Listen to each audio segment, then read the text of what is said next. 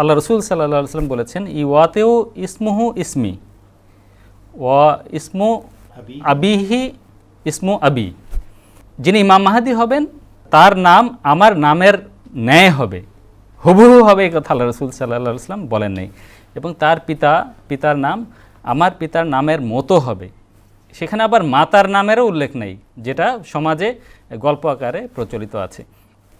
কিন্তু মজার ব্যাপার হলো যে এই নামে একবার একজন ইমাম মাহদী দাবি করেছিলেন, যার মায়ের নাম ছিল আমেনা, বাবার নাম ছিল আবদুল্লাহ, মোহাম্মদ বিন আবদুল্লাহ কাহতানি। তিনি গিয়ে এই কাবা ঘরে গিয়ে দখল নিয়েছিল এবং মানুষের সামনে তিনি নিজেকে ইমাম মাহদী হিসেবে দাবি করেছিলেন। কিন্তু আরব সরকার, তৎকালীন আরব সরকার তাকে নিশ্চিহ্ন করে দিয়েছিল। তার সঙ্গী দলবল সহ তাদেরকে ধরে ফেলেছিল, আটক করা হয়েছিল, তাদেরকে মৃত্যুদণ্ড দেওয়া হয়েছিল।